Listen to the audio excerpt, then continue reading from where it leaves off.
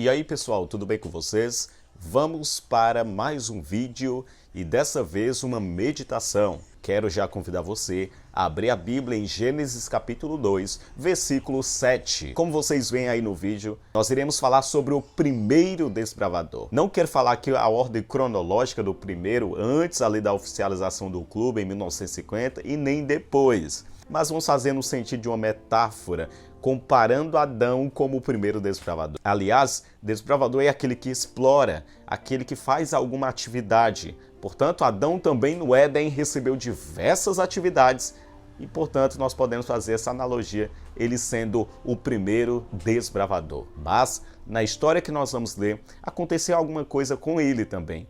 Por isso, eu quero que você abra a Bíblia em Gênesis capítulo 2 para nós iniciarmos essa meditação. Gênesis capítulo 2, versículo 7. Diz assim: Então formou o Senhor Deus ao homem do pó da terra e lhe soprou nas narinas o fôlego de vida, e o homem passou a ser alma vivente. O mais interessante desse texto é que o homem não recebeu uma alma, mas ele passou a ser, ele se tornou uma alma vivente. Outra coisa que eu preciso reforçar aqui é que no capítulo anterior, no capítulo 1, você percebe o poder da palavra de Deus, a ação criadora. Deus falava uma coisa, aquilo era criado. Ou seja, a palavra de Deus tem poder. Mas um fato também a reforçar é que cada final do dia da criação, quando terminava de criar alguma coisa, no final do dia, Deus falava, isso é bom, isso é bom. Isso é repetido em diversas vezes no capítulo 1. A palavra isso era bom, isso é bom, isso é bom. Mas chegando no sexto dia da criação, quando acaba todo ali do sexto dia, Deus vê todas as coisas e viu Deus que isso era muito bom. Você percebe ali a intensidade que Deus fala. Isso que foi criado é muito, mas muito bom. Mas por que era muito bom? O que tinha de especial para Deus falar que isso era muito bom? A criação do homem. Podemos reforçar isso dizendo que a criação do homem foi a obra-prima mais especial que Deus criou. O mais interessante é que anteriormente Deus só falava e algo era criado, mas ele fez questão de sujar suas mãos de barro para poder formar o ser humano e soprar nas narinas, como lemos aqui, o fôlego de vida. Por isso, a matemática bem simples, até nós dizemos, é a fórmula bem simples, mas que foi que deu origem ao ser humano. É pó da terra mais fôlego de vida é igual a alma vivente. De um modo para entender, é a mesma coisa de lâmpada mais eletricidade é igual luz. Precisa de um outro para que aconteça o resultado final. Por exemplo, aqui eu já posso tirar algumas lições para a nossa vida.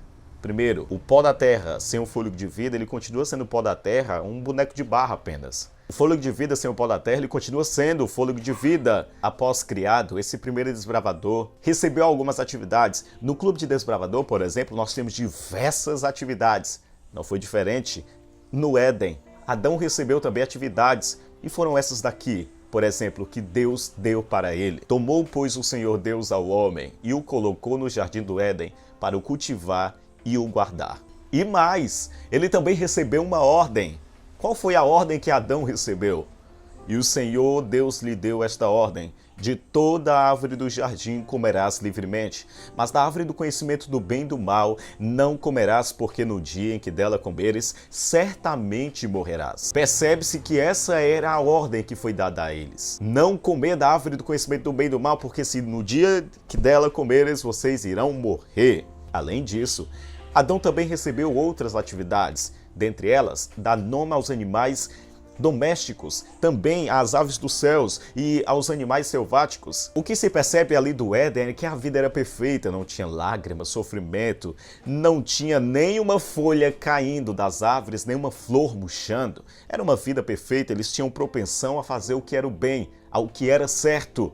E não igual nós hoje, depois do pecado, temos propensão a fazer o que é errado, o que é pecado, temos inclinação para fazer isso. Eles tinham a mesma inclinação que nós temos para errar, eles tinham para acertar, para obedecer. Lembra da ordem que foi dada a eles? Não comam dessa árvore. não comam do fruto dessa árvore, porque se vocês comerem, vocês irão morrer. E aí surge um problema. No Clube de Desbravador, por exemplo, nós temos diversos problemas que surgem na igreja, na escola, no trabalho, etc. Em todos os ambientes, nós temos problemas. Uma vez que surgem os problemas, eles têm que ser solucionados. O problema lá no Jardim do Éden é que de trás por tudo isso existia já um conflito cósmico acontecendo. E a ordem era não comer do fruto proibido. A mulher, por exemplo, se afastou de Adão e ela caminhou perto da árvore do conhecimento do bem e do mal. No momento que ela passa perto da árvore do conhecimento do bem e do mal, a serpente começa a dialogar com Eva. A serpente diz: não, vocês não irão morrer, vocês serão como Deus, conhecedores do bem e do mal. Lembre-se de uma coisa, o ser que queria ser como Deus era Satanás. Quando estava no céu, Lúcifer queria ser como Deus, queria sentar-se no trono de Deus, até mais alto das nuvens do céu. Ele queria ser como o Altíssimo, não em amor, não em misericórdia, não em longanimidade, mas ele queria ser como Deus no poder, para poder tomar todos os territórios, tomar todo o domínio dos céus e da terra. Uma vez que ele não conseguiu, agora ele implanta isso na mente do ser humano. Oh, vocês serão como Deus, conhecedores do bem e do mal, no dia que vocês comerem desse fruto. Mas a mulher disse: não, Deus falou que não podemos comer. Mas a serpente: não, vocês não vão morrer não. Vocês serão conhecedores do bem e do mal. Vocês serão como Deus. E nesse diálogo com a serpente, a mulher viu que o fruto era bom para comer, a árvore era agradável aos olhos e também para dar entendimento. E isso foi uma tragédia. Era bom para comer, agradável aos olhos e desejável para dar entendimento. Entrando na cabeça de Eva, ela percebeu: opa, irei comer. Caiu na cilada do inimigo. Cuidado. Na nossa vida nós devemos ter o maior cuidado para não cair na cilada do inimigo. Naquele exato momento, esses primeiros desbravadores caíram em pecado. A sentença foi dada. A morte era o resultado da queda. Por isso que Romanos 6:23 diz: o salário do pecado é a morte. Vamos só ler até aqui. O salário do pecado é a morte. E qual era a ordem? Se vocês comerem, certamente vocês vão morrer, então não comam para vocês não morrerem. Mas ela comeu, ela deu também a Adão e Adão não morreu. Então Deus mentiu ou Satanás estava certo, dizendo que se eles comessem, eles não morreriam? A atitude deles de se esconder de Deus no momento que eles se escondem reflete uma coisa. A partir daquele momento, houve uma separação entre eles e Deus. E isso é o que o pecado causa em nós, separação entre nós e Deus. Nós sabemos que a cruz do Calvário faz a união de novo, faz com que Deus esteja próximo do ser humano, faz com que o ser humano tenha novamente a oportunidade de estar perto de Deus. Adão e Eva se esconderam da face de Deus, perceberam que estavam nus e se esconderam. E é isso que causa o pecado, ele causa envergonhamento. O pecado, ele causa nós se sentimos como um lixo. Mas nesse de se esconder, eles não estavam brincando de esconde-esconde com Deus. Eles estavam se sentindo envergonhados. E Deus foi atrás deles. Em uma das palavras apresentadas em Gênesis, que é maravilhosa, Gênesis capítulo 3, versículo 9 diz assim: Adão, onde estás? Onde estás? Onde que vocês estão? Onde estás? Isso reflete uma coisa: o evangelho não é o homem em busca de Deus, mas Deus em busca do homem. Deus está desejoso de buscar o ser humano. A figueiras feita por Adão e Eva mostra o seguinte: o ser humano tenta se auto-justificar. Tenta ali esconder o seu pecado, tenta de alguma forma fazer alguma coisa para não se sentir envergonhados. Essas folhas de figueira, obviamente, não duraria com a ação do tempo, com a chuva, com os dias, etc.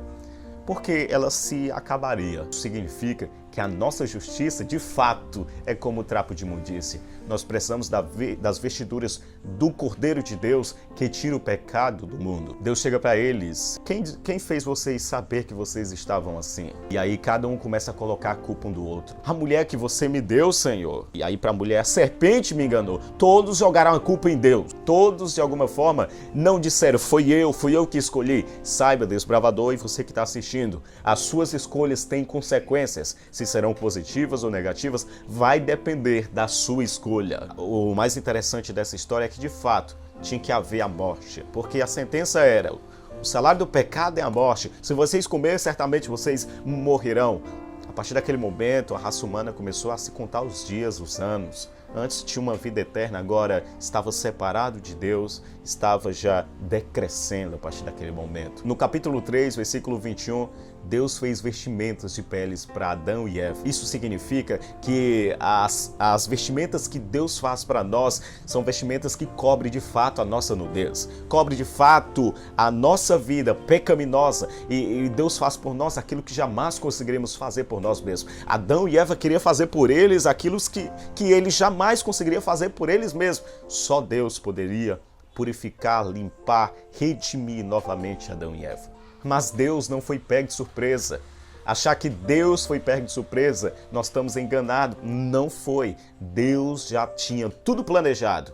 Se o ser humano cair, eu vou salvar. Deus é capaz de deixar as 99 ovelhas no aprisco e ir atrás daquela que se perdeu. Porque aquela que se perdeu não é menor do que as 99 que ficaram. 99 não é maior do que 1 na matemática de Deus.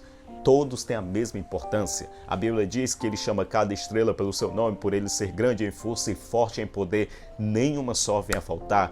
Se ele sabe o nome de cada estrela, ele não saberá o seu nome também?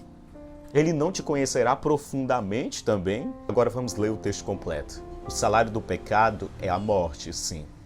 Mas o dom gratuito de Deus é a vida eterna em Cristo Jesus nosso Senhor.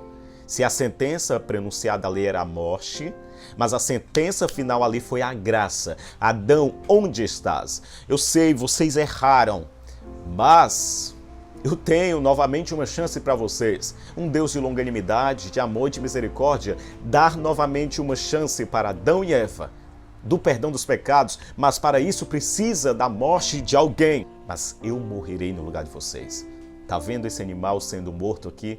Representa a morte do Cordeiro de Deus que tira o pecado do mundo. Algumas lições que podemos tirar. Se desviarmos de Deus, o diabo sempre tem um barco pronto, então cuidado. Se desviarmos e afastarmos de Deus, o diabo sempre jogará ciladas para cima de nós. Então devemos ter esse cuidado. Lançar-se ao pó da terra e deixar Deus fazer por nós aquilo que jamais conseguiremos fazer por nós também. Não tentar se auto-justificar, mas confessar o nosso pecado a Deus. Adão errou, Cristo acertou. A Bíblia fala do primeiro e do segundo Adão. O primeiro Adão falhou, mas Cristo, que é considerado o segundo Adão, acertou, veio para vencer. Ele venceu o mundo. Você erra, você errou? Freud explica, a psicologia explica, as pessoas tentam se auto-justificar e explicar, mas Cristo perdoa. Se confessarmos os nossos pecados, Ele é fiel e justo para perdoar os nossos pecados e nos purificar de toda injustiça. Lembre-se dessas palavras. Que Deus te abençoe. Compartilhe essa mensagem para o seu desbravador, sua desbravadora, para a direção do seu clube e para qualquer amigo que você ver que precisa ouvir essa mensagem de esperança, de graça e de misericórdia. Sabe de uma coisa? Nós temos um Deus de amor que está em busca do ser humano.